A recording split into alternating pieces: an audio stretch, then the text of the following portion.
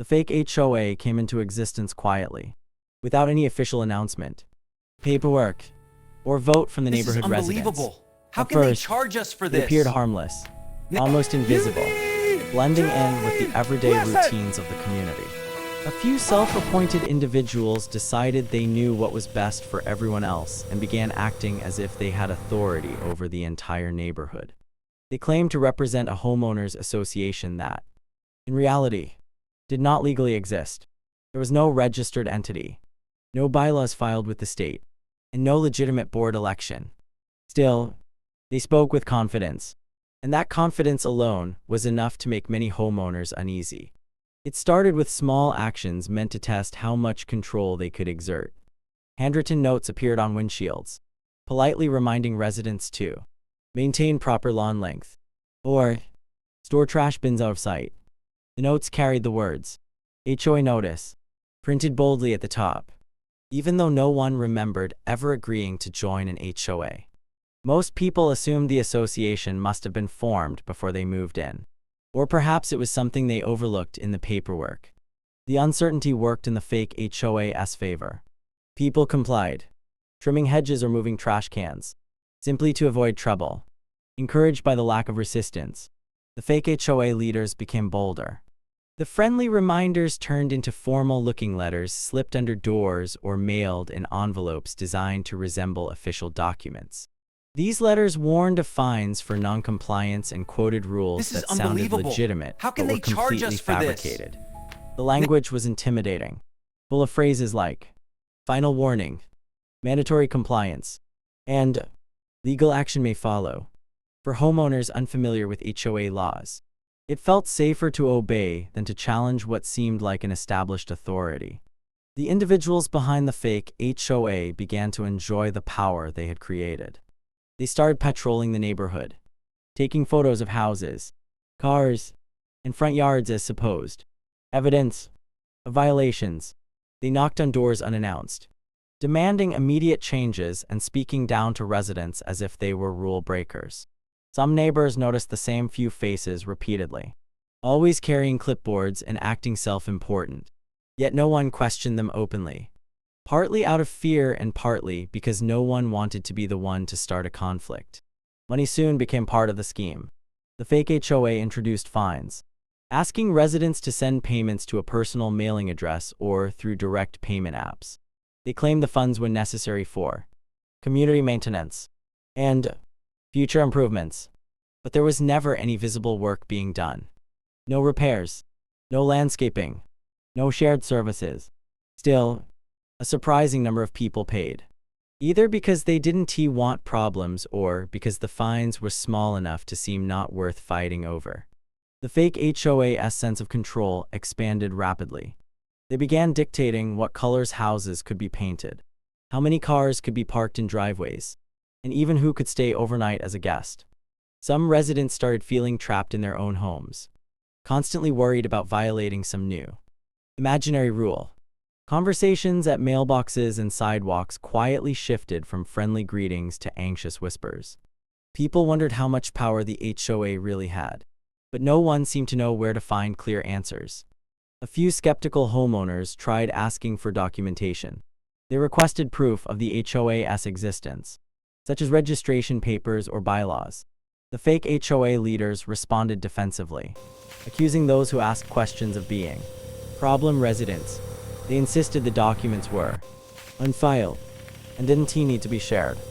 This tactic intimidated some people into backing off, as no one wanted to be singled out as difficult or targeted further. The neighborhood atmosphere changed. What had once been a relaxed community began to feel tense and divided. The fake HOA leaders positioned themselves as enforcers, while everyone else felt like they were under constant surveillance. Some neighbors stopped inviting friends over, worried about parking violations. Others avoided making improvements to their homes out of fear that the HOA would disapprove. The fake authority had successfully created an environment where fear replaced trust. The most troubling aspect was how believable it all seemed. The fake HOA leaders spoke confidently, dressed professionally, and used official-sounding language. They understood that authority is often accepted simply because it appears organized and assertive. Many residents had lived under real HOAs before and assumed this situation was no different. The idea that someone would invent an HOA from scratch seemed almost too absurd to consider, which allowed the scheme to continue unchecked. Over time, rumors began to spread that something wasn't right. Some long-term residents claimed there had never been an HOA in the neighborhood.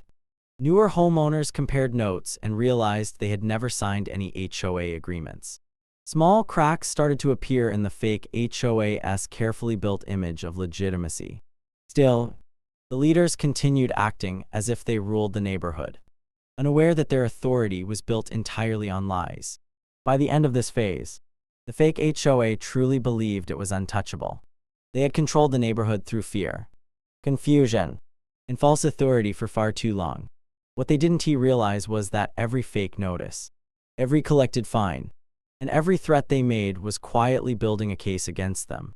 The very confidence that allowed them to dominate the community would soon become their biggest mistake, setting the stage for a confrontation they never saw coming. The moment the fake HOA crossed the line happened in a way that seemed ordinary at first, almost routine. Yet it would become the turning point that exposed everything they had built on lies. Up until then, most residents had either complied quietly or complained only in private conversations.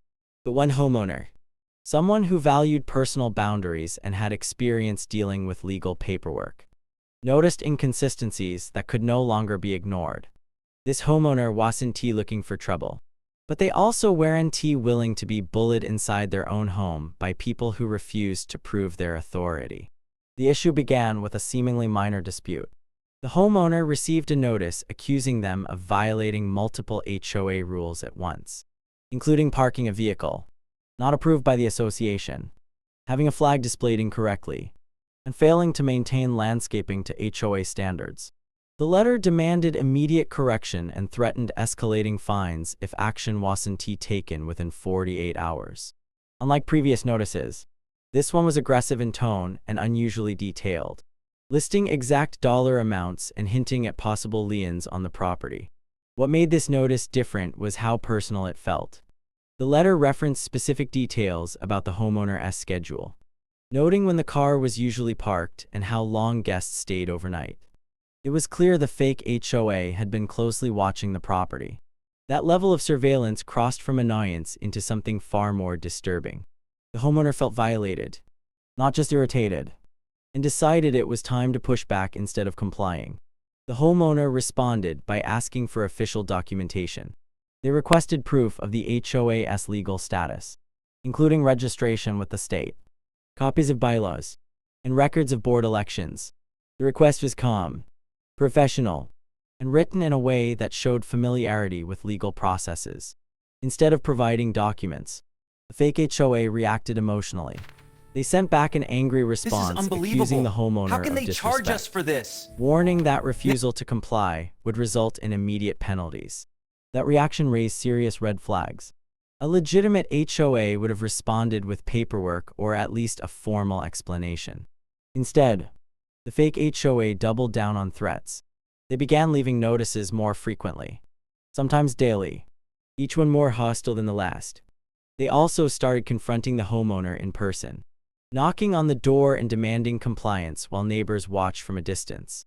The intent was clear: intimidate, isolate, and force obedience. The situation escalated when the fake HOA attempted to tow the homeowner's vehicle. One morning, a tow truck arrived, claiming it had been authorized by the HOA due to repeated violations. The homeowner confronted the driver and demanded proof of authorization. When none could be produced, the tow truck left, but the message was unmistakable. The fake HOA was now willing to interfere with personal property, not just issue fake fines. This was the line that could not be uncrossed. Interfering with someone's vehicle and threatening property liens went beyond bluffing. It entered the territory of fraud, harassment, and potential criminal activity. The homeowner began documenting everything: every notice, every photograph taken by the fake HOA. Every confrontation was recorded. Dates, times, names, and even license plates were carefully noted. What had once felt like an annoying neighborhood problem was now clearly something much more serious. The fake HOA, however, misread the situation completely. They assumed the homeowner would eventually give in, as others had. Instead, their aggressive tactics only strengthened the homeowner's resolve. The more they pushed, the more evidence they created against themselves. Their refusal to provide documentation and their reliance on threats made it clear they had something to hide. Neighbors started paying attention. Word spread that a tow truck had shown up without valid authorization. People began sharing their own experiences, comparing notices and realizing how similar they all were. Some admitted they had paid fines out of fear. Others said they had been threatened with legal action but never received any follow-up from real courts or attorneys. The fake HOA's authority began to crack under collective scrutiny. The homeowner reached out to local authorities to ask basic questions about the HOA's legitimacy. What they discovered was alarming but not surprising. There was no record of an HOA registered for the neighborhood. No filings. No board. Nothing. This confirmation validated the homeowner's suspicions and transformed the situation from a personal dispute into a clear case of fraud. Despite this, the fake HOA continued acting as if they were in control. They issued one final notice, declaring the homeowner in severe violation and threatening immediate legal action. Ironically, this notice became one of the strongest pieces of evidence, as it demonstrated intent to deceive and coerce. The language mimicked real legal threats but lacked any legitimate backing. By targeting the wrong homeowner, the fake HOA had made a fatal mistake. They underestimated someone who understood the importance of documentation and legal boundaries. Their attempt to assert dominance only exposed how fragile their authority truly was. The fake HOA believed fear was enough to maintain control. But fear only works until someone refuses to be afraid. This moment marked the beginning of the end. The homeowner's decision to resist, document, and verify shattered the illusion that the fake HOA was untouchable. What had once been a quiet neighborhood scam was now on a path toward full exposure. The fake HOA had crossed the line. And from that point forward, there was no going back. The fake HOA's tactics reached their most aggressive phase when they shifted from quiet intimidation to open threats and psychological pressure. Notices were no longer just warnings about lawns or parking. They became instruments of fear. Thick envelopes began arriving in mailboxes, stamped with bold, official-looking language that mimicked real legal correspondence. Phrases like notice of violation, final demand, and immediate action required were printed in large letters, designed to trigger panic the moment someone opened them. For many residents, the format alone was enough to convince them something serious was happening. Inside these letters were pages of fabricated rules and penalties. The fake HOA claimed homeowners were in violation of multiple regulations at once, stacking charges to make the situation feel overwhelming. They demanded payment within short deadlines, sometimes as little as 24 hours, and warned that failure to comply would result in liens, collections, or court action. None of it was real, but the language was convincing. It borrowed heavily from genuine legal documents, counting on the fact that most people wouldn't know the difference. The threats weren't limited to paper. Members of the fake HOA began confronting residents in person, often choosing moments when neighbors or family members were present. This wasn't accidental. Public confrontations amplified embarrassment and pressure, making people more likely to comply just to make the situation stop. They spoke loudly, accused homeowners of disrespecting community rules, and claimed they were authorized to enforce penalties. The goal was dominance, not resolution. As fear spread, so did compliance. Some residents paid the demanded fines simply to regain peace of mind. Others made unnecessary changes to their homes, repainting walls, removing decorations, or rearranging driveways to avoid future trouble. The fake HOA fed on this compliance, using it as proof of their authority. Every payment received reinforced their belief that they were untouchable, that their scheme was working exactly as intended. The wrong homeowner, however, did not back down. Instead, they saw a pattern emerging. Every threat followed the same structure. the same vague legal language, the same refusal to provide actual proof. The homeowner noticed that none of the letters included the name of a real law firm, a court case number, or a verifiable HOA registration. It was all smoke and mirrors. The intimidation only confirmed that the fake HOA had no legitimate power. One letter, in particular, stood out. It claimed that the homeowner's property would be placed under an HOA lien within 72 hours and that failure to pay would result in foreclosure proceedings. This was a serious claim, one that would terrify most people. But the homeowner knew such actions required extensive legal processes and documentation. The letter included none of that. Instead, it demanded payment through a personal account, a detail that made the fraud impossible to ignore. The homeowner decided it was time to escalate in a way the fake HOA never expected. They made a call, not to argue or threaten, but to report what was happening. The call wasn't too dramatic or emotional. It was factual, calm, and supported by evidence. The homeowner explained the fake notices, the threats, the attempted towing, and the demand for payments. They provided copies of letters, photographs, and recordings of confrontations. What had felt like a personal nightmare was now clearly a pattern of organized deception. This call changed everything, though the fake HOA didn't know it yet. While they continued sending threats, believing fear would win, the situation had shifted behind the scenes. What they saw as harmless intimidation was, in reality, fraud and harassment. Each fake letter was another piece of evidence. Each threat strengthened the case against them. Meanwhile, the fake HOA intensified their efforts. They sent messages warning that authorities would be contacted if the homeowner didn't comply. A deeply ironic threat given what was already in motion. They accused the homeowner of trying to destroy the community and claimed other residents supported their actions. These claims were meant to isolate the homeowner, to make them feel alone and pressured by imaginary consensus. Instead, the opposite happened. Neighbors began reaching out privately, sharing their own letters and threats. They admitted they had been scared to speak up, but now realized they weren't alone. Some had saved copies of payments they had made, while others had recordings of aggressive confrontations. The fear that once kept everyone silent started turning into quiet determination. The fake HOA's greatest mistake was believing intimidation could replace legitimacy forever. They underestimated the power of documentation and calm persistence. They assumed that sounding official was enough, that no one would ever challenge them seriously. But threats lose their power the moment someone questions their source. As the days passed, the tone of the fake HOA's messages grew more desperate. Deadlines shortened. Warnings became more dramatic. They sensed control slipping away but didn't understand why. From their perspective, the strategy that had worked before should have continued working.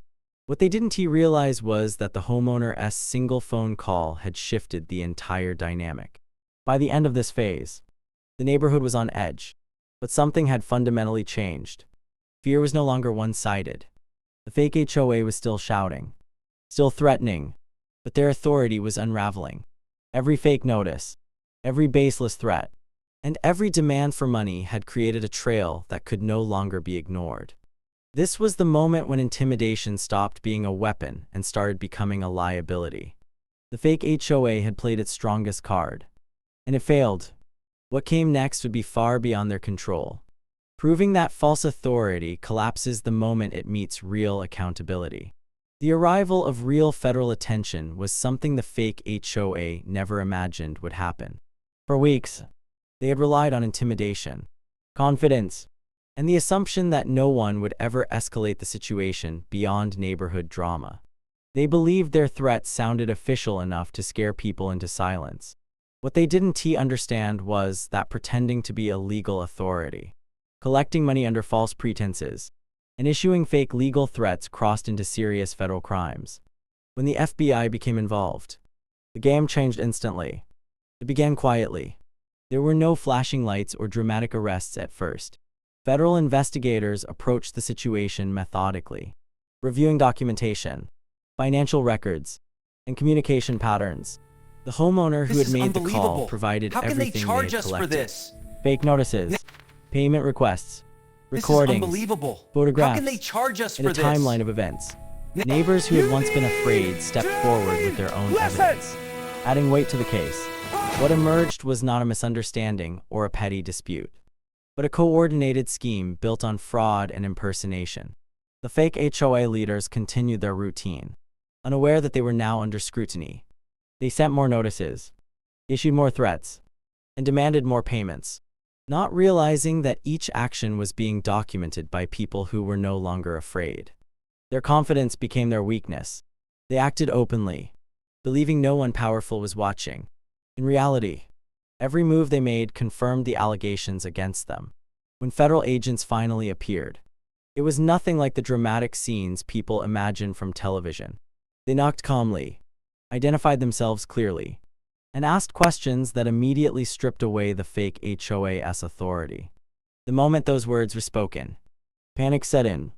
The self-appointed leaders who once spoke with absolute confidence suddenly stumbled over their explanations.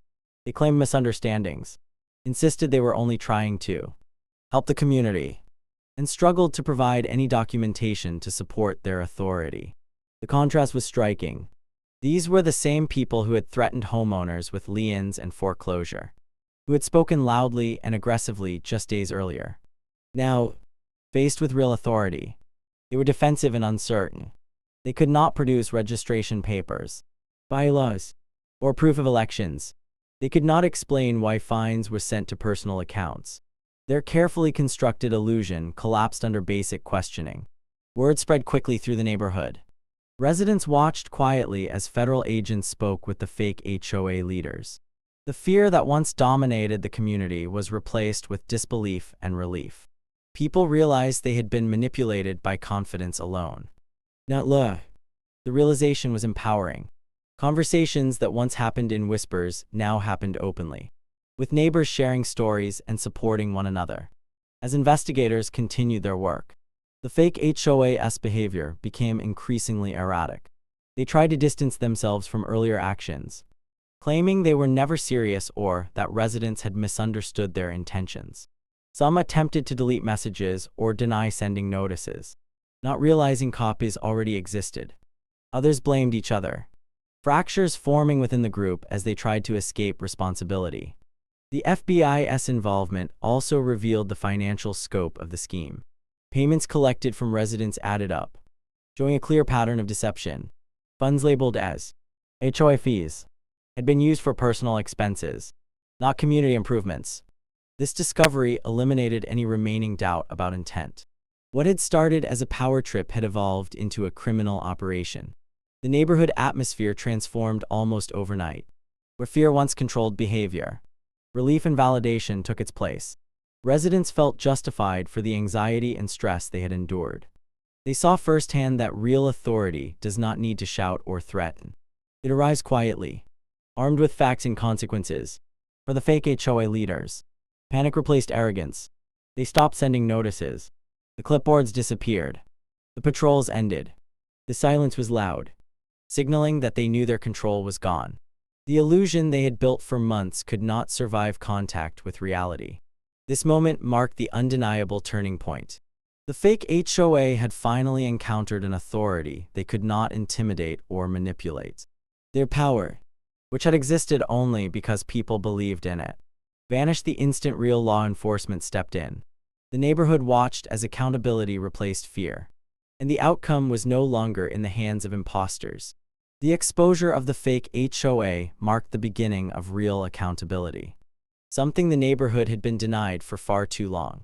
Once authorities completed their investigation, there was no room left for excuses or half-truths. The individuals who had pretended to run a homeowners association were formally identified for what they were: imposters who had abused fear, confusion, and trust for personal control and financial gain. What once looked like neighborhood authority was now clearly seen as fraud. Official notices were sent to residents explaining the outcome.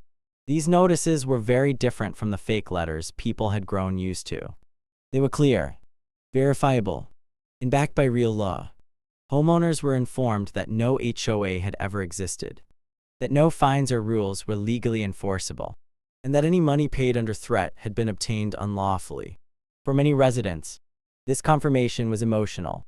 Months of stress, anxiety, and self-doubt were finally validated.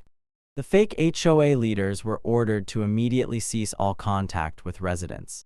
They were barred from representing themselves as any form of authority within the neighborhood. Financial records revealed the full scope of the deception. Money collected under the label of HOA fees had gone directly into personal accounts and been used for everyday expenses. There were no community projects, no shared services, no improvements of any kind. This financial trail made the intent undeniable. Consequences followed swiftly. Civil penalties were imposed, and in certain cases, criminal charges were pursued due to impersonation, fraud, and harassment. The same individuals who once threatened homeowners with liens and foreclosure now faced legal consequences they could not intimidate their way out of. The power dynamic reversed completely. Silence replaced arrogance, and fear shifted away from the community and onto those who had caused it. Restitution became a key part of justice. Residents who had paid fines were given a path to recover their money. While not everyone cared about the financial loss itself, the acknowledgement mattered deeply. It confirmed that what happened to them was wrong, not a misunderstanding or a personal failure to stand up sooner. The blame was placed exactly where it belonged. The neighborhood began to heal in noticeable ways. Simple freedoms returned. People parked their cars without worrying about violations. Children played without adults feeling watched. Guests stayed overnight without fear of fake penalties. Homeowners decorated, renovated, and lived normally again. The psychological weight that had lingered for months slowly lifted. Trust among neighbors strengthened. During the ordeal, people had been isolated by fear, unsure who to believe. After the exposure, conversations became open and supportive. Residents shared how the experience had affected them, and many admitted how close they had come to moving away just to escape the stress. Knowing they were not alone helped rebuild the sense of community that had been damaged.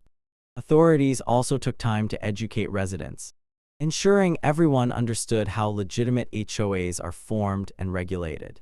This knowledge empowered the neighborhood and reduced the chance of a similar scam succeeding in the future. People learned the importance of documentation, verification, and questioning authority that relies only on intimidation. The experience, while painful, became a lesson in collective awareness. The fake HOA's downfall sent a message far beyond one neighborhood. It showed that impersonating authority is not a harmless shortcut to control. It is a serious offense with real consequences. The confidence that once made the imposters seem untouchable ultimately became evidence against them. Every fake notice, every threat, and every demand added to the case that brought them down. For the homeowner who refused to submit, justice was never about punishment alone. It was about restoring balance and dignity. Standing up wasn't easy, and it came with stress and uncertainty. But it proved that resistance grounded in facts is powerful. One person's refusal to accept false authority gave an entire neighborhood its freedom back. In the end, the fake HOA vanished completely. No letters, no patrols, no threats.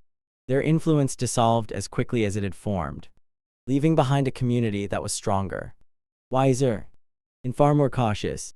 The story concluded not with chaos or revenge, but with clarity and accountability. The final lesson was unmistakable.